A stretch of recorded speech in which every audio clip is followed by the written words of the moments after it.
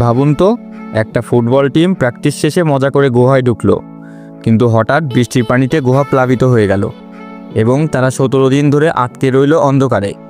Oxygen ফুরিয়ে আসছে আর বাইরের দুনিয়া দিশেহারা।